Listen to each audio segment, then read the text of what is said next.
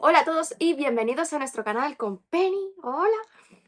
Y yo soy Mary y hoy os traigo un libro de ciencia ficción, el libro del día del juicio final de Connie Willis, que es una novela de ciencia ficción por esta escritora estadounidense que inicia su saga de los historiadores de Oxford, aunque hay que decir que esta novela se puede leer de forma independiente porque es bastante autoconclusiva y sin tener que seguir con el resto. Forma parte, además, de mi lista de los mejores libros de ciencia ficción que podéis encontrar aquí arriba porque ha ganado muchísimos premios, entre ellos el Nebula, el Hugo y el Locus, que son los premios que han ganado los libros que forman parte de esta lista. Originalmente fue publicado en 1992 y en España está siendo publicado actualmente por Nova con 784 páginas. La verdad es que con lo bueno que es, me sorprende que no tenga ningún tipo de adaptación ni a serie ni a película. Y realmente, o sea, la saga se prestaría muchísimo a hacer una adaptación en serie y que cada libro sea una temporada con personajes diferentes y con ambientaciones también diferentes. Pero bueno, seguro que en algún momento del futuro llegará. El contexto en el que transcurre este universo es en un mundo del futuro cercano. En concreto, en este primer libro son las navidades de 2054 al 2055 y la peculiaridad de este futuro es que existen ya el viaje en el tiempo y que de hecho existe desde hace unos cuantos años, pero el acceso a este viaje está restringido a los historiadores, que son los que tienen el control sobre esta tecnología y que únicamente lo utilizan precisamente para viajar al pasado y estudiarlo como meros observadores. Esta saga está protagonizada precisamente por un grupo de historiadores de la Universidad de Oxford en Inglaterra. Willis utiliza un viaje en el tiempo bastante cercano al determinismo, pero sin llegar a serlo, pero que funciona muy bien con la estructura de lo que ella quiere contar. ¿Y cómo funciona? Más o menos, pues básicamente es que no todo acto realizado, por pequeño que sea, implica un cambio en el futuro, sino que el espacio-tiempo tiene como algún mecanismo de autoprotección, no me preguntéis cómo funciona, pero el caso es que este instinto de conservación de la línea temporal hace que no deje abrir agujeros en el tiempo cuando hay algún elemento que puede implicar un cambio a futuro, por lo que los historiadores no pueden controlar del todo dónde viajan, ya sea porque la máquina directamente no abre el agujero o bien porque para evitar estos cambios se produce un deslizamiento del momento temporal en el que se elige para viajar de entre 5 minutos y 5 años, para que no se crucen con nadie, pues bueno, para que no pasen cosas extrañas que desde el futuro no se pueden predecir.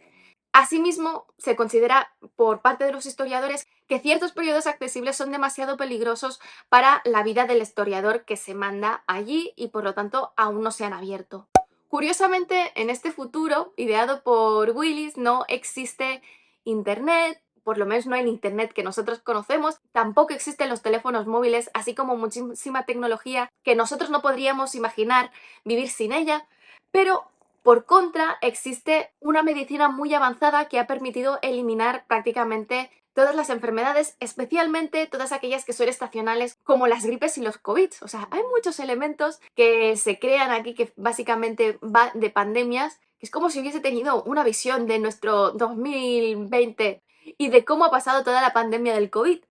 En cuanto a la narración, se trata de una narración lineal, es una novela con un argumento, la verdad, y una idea original y bien narrada. Es cierto que su inicio es lento y se va acelerando a medida que se va construyendo la tensión, pero a mí la verdad es que no se me hace pesado en ningún momento porque todo lo que genera desde un primer momento me parece muy interesante y los personajes son muy ricos y están desarrollados, por lo que es fácil empatizar y que te preocupe qué es lo que les pasa y qué es lo que está pasando en ese mundo y que te cree aprensión y te preocupes por el destino de cada uno de ellos. Hay que decir que algunas personas dicen que esta primera parte, que es más lenta, pues que se le hace bastante pesada, aunque luego vale la pena. Ya os digo que yo no he tenido esta sensación, pero al final esto siempre es subjetivo. Está escrito en tercera persona subjetiva, desde el punto de vista de varios personajes, pero principalmente desde el punto de vista de la historiadora que viaja al pasado, en concreto al siglo XIV de la Edad Media, Kibrin, como de los personajes que se quedan en el presente, pero principalmente desde el punto de vista de uno de sus supervisores, el profesor Dunworthy. Al final de cada capítulo hay además una entrada escrita en primera persona desde el punto de vista de Kibrin, que precisamente está explicando en su diario sus experiencias en el pasado. Willis consigue crear una trama interesante no solamente en el pasado en el que viaja Kibrin, sino también en el presente, en Oxford, en la actualidad, porque en ambos mundos se producirá una pandemia y habrá una carrera contrarreloj para llegar al final del libro. Evidentemente, pues precisamente por tener estos dos periodos, la novela, a pesar de ser lineal, transcurre en dos periodos históricos diferentes. Por un lado, el siglo XIV, protagonizado por Kibrin, y por el otro, en el siglo XXI, protagonizado por Dunworthy. En cuanto a la reseña, la novela se inicia 2 días antes de Navidad, en la que se está preparando el primer viaje a la Edad Media en Oxford, que a pesar de que hasta ahora el periodo estaba cerrado por considerarse de los más peligrosos y estaba catalogado como de nivel 10, el jefe historiador del Departamento de la Edad Media, Gilchrist, ha aprovechado la ausencia del decano de la facultad para recatalogar este periodo y además, aprovechando que él es el jefe en funciones, pues mandar a Kibrin a este momento histórico antes de que pueda aparecer el decano y prohibirlo todo. La historiadora que va al pasado es Kibrin, una joven historiadora que acaba de terminar su carrera, una chica muy inteligente que va a ser mandada al 1327 para observar por primera vez la Edad Media. Hay que decir que hasta el momento el siglo más lejano visitado había sido el XVII. Kibrin lleva 2 años preparándose ante la perspectiva de que se recatalogase el siglo XIV, estudiando pues todas las cosas posibles que puede necesitar en ese pasado, pues diferentes lenguas, costumbres, cómo cabalgar, cómo hacer fuego, todo lo que os podáis imaginar para poder sobrevivir allí como mujer. Y todo esto ha sido bajo precisamente la instrucción del profesor Dunworthy, que no quiere mandarla allí, pero sabe que es la persona mejor preparada para que tenga la mejor preparación posible. Y esto es porque Dunworthy cree no solamente que este periodo no debería de estar abierto por los peligros que implica, pero que menos aún la primera historiadora a ser mandada tiene que ser una mujer de la edad de Kibrin, precisamente por la posición social de las mujeres en esa época y que por lo tanto no tendrá acceso a todas las posibilidades que podría tener un hombre y que como nunca se ha observado, pues realmente no se sabe cuánta información de la que tienen en ese momento, en el 2050, es realmente cómo eran las cosas en ese siglo. Y evidentemente tampoco está de acuerdo con la forma en la que Gilchrist ha gestionado todo este viaje. A pesar de ello, pues Kibrin no quiere escuchar las reticencias de Dunworthy, que ve enfermedades y asesinos por todas partes en esa época, por lo que ella es una de las primeras que aprieta pues para que realmente pueda viajar en ese momento. El día escogido para que Kibrin viaje al pasado, aparecen muchos elementos en los que Dunworthy desconfía, no solo porque Gilchrist ha avanzado la fecha, sino porque no ha llevado a cabo todas las inspecciones rutinarias que se hacen siempre que se produce un viaje en el tiempo y además tampoco han pasado los días suficientes para que las vacunas y las inyecciones de Kibrin estén en su punto álgido de protección. A pesar de ello, Kibrin es enviada al pasado con toda la escenificación que han preparado, con un carro y varias cajas de viaje destrozadas, precisamente como si hubiese sido atacada con un golpe en la cabeza, que ha quedado inconsciente y que está completamente confusa para evitar que le hagan demasiadas preguntas. Y la justificación de que esté sola, pues es precisamente que después del ataque ha sido dejada allí por muerta y que sus criados han huido y ella se ha quedado sola, inconsciente, en medio del camino. Solo cruzar, Kibrin se da cuenta pues que no está donde debería de estar, que está en medio del bosque y no en el camino, por lo que los mapas de los que disponen claramente no son muy fiables y ya se empieza a preocupar de que quizás cuantas cosas que cree ella que son seguras pues no están tan seguras, pero que por lo menos aparentemente el deslizamiento solamente es de unas horas.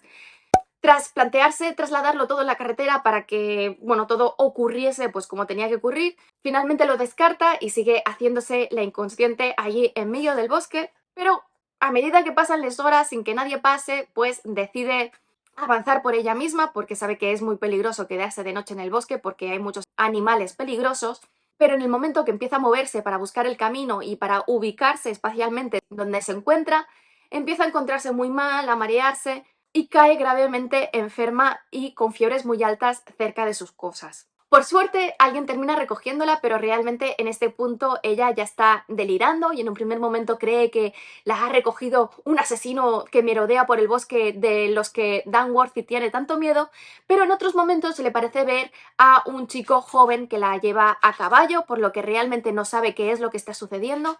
Y realmente estos primeros capítulos son muy confusos porque siempre que se despierta es en medio de un delirio, por lo que en las primeras veces que se despierta pues se encuentra en una cama, en una habitación, una cama que tiene que ser rica y está siendo atendida por una mujer a la que no puede comprender y que ella tampoco puede hacerse comprender. A pesar de sus esfuerzos de pronunciar correctamente en inglés medieval con las inflexiones que le habían enseñado, y poco después, en otro de esos momentos de medio lucidez, pues se encuentra con un sacerdote que le está dando la extrema unción y es con él con el que consigue comunicarse por primera vez hablando en latín, porque el latín pues tampoco había cambiado tanto.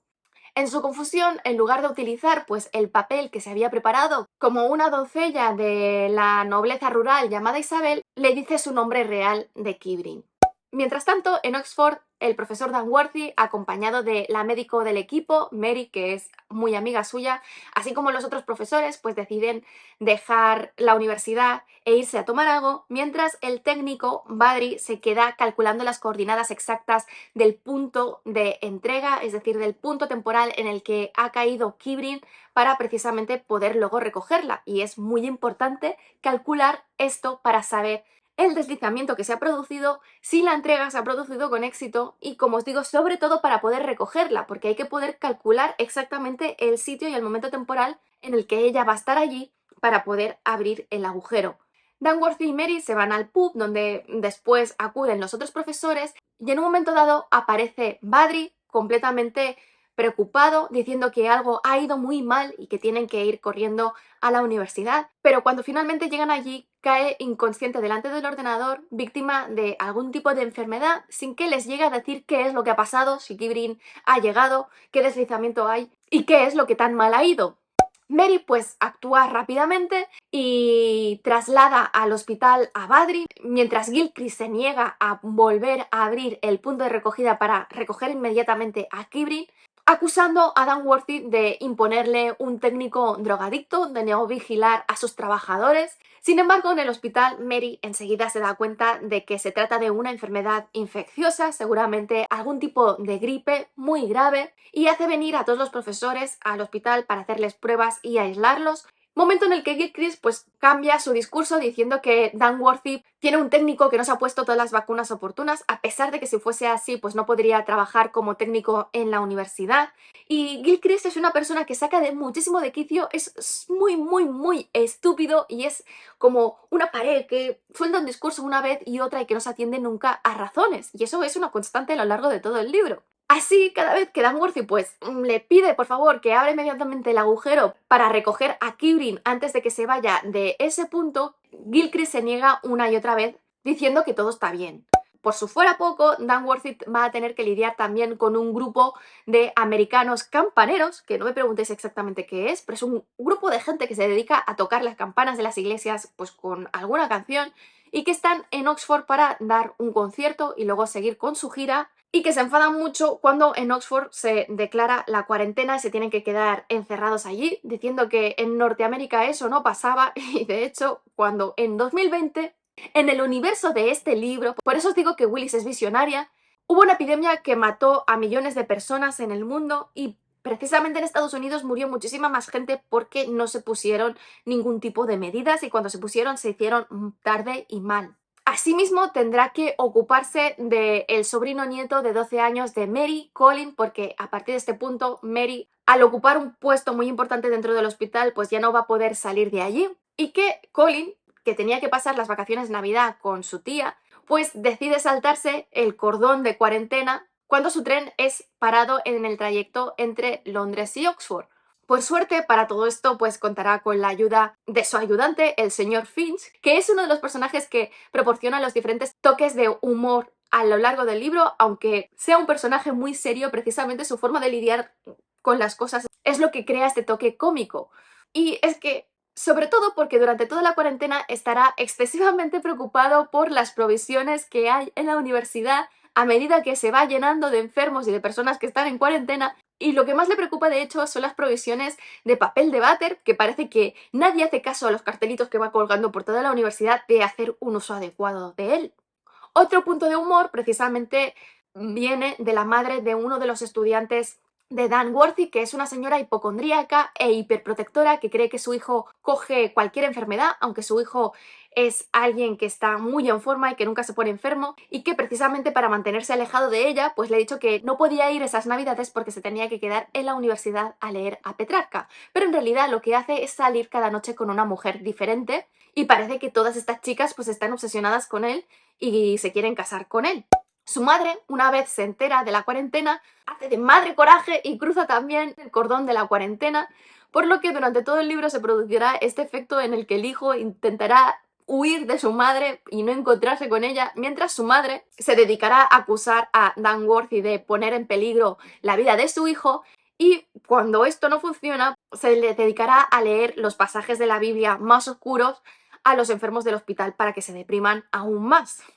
Es un personaje horrible, como podéis ver. En cuanto a Dunworthy, pues durante todo esto su obsesión será poder determinar dónde está Kibrin, conseguir que un técnico entre dentro de la cuarentena, porque todos los técnicos de la universidad están de vacaciones de Navidad, para que pueda leer las coordenadas en las que se encuentra Kibrin, mientras que Oxford está cada vez más colapsado y sin que nadie comparta su preocupación porque realmente creen que Kibrin está más segura en el siglo XIV que en Oxford en ese momento, porque no saben que realmente ella se ha ido ya enferma. Sin embargo, además de que ella está enferma, en realidad no ha viajado al año que tenía que viajar, sino que ha viajado a las Navidades de 1348, que es el momento justo en el que estalló la peste bubónica, la peste negra en Oxford, sin que nadie, aparte de Badri, que está inconsciente o delirando, lo sepa. De hecho, Kibrin no descubrirá hasta muy avanzado en el libro de que se encuentra en el periodo de la peste bubónica. Tampoco os estoy haciendo un spoiler porque lo pone en la contraportada del libro, es la primera línea de todas las sinopsis de este libro porque precisamente se vende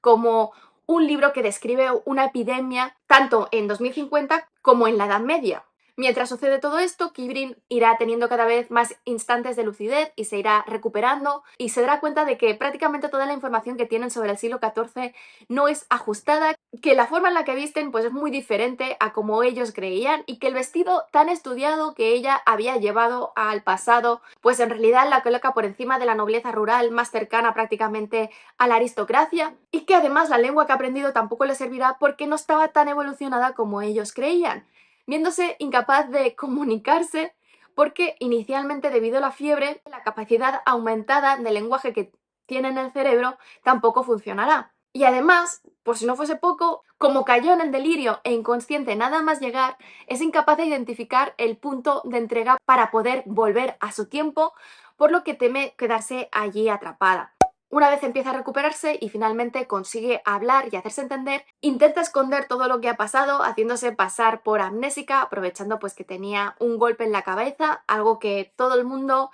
cree completamente normal, menos la madre del señor de la casa en la que se encuentra, que sospecha que en realidad se trata de una mujer pecaminosa de alto rango que ha huido de su casa seguramente porque es una adúltera. Descubre además que se encuentra en una casa de la nobleza local, aunque no sabe exactamente cuál es el rango del señor, que se encuentra además en la ciudad de Bath con casi toda su familia y su séquito, en el juicio de un amigo suyo, y que posee diferentes fortalezas, y que esta no es sino una de ellas y de hecho de las más pequeñas porque el pueblo tiene apenas 40 habitantes. En la casa solamente se encuentra la mujer del señor, Eliwis, que tiene más o menos la edad de Kibrin, junto con sus dos hijas menores, Agnes de tan solo 5 años y Rosmund de 12, que ya está prometida porque en esa época las niñas se casaban con 11, 12, 13 años. La madre del señor y el caballero que el padre ha enviado para protegerlas, bajo la orden de no decir a nadie dónde están o que están allí. Y es precisamente este caballero quien supuestamente encontró a Kibrin y la llevó hasta allí.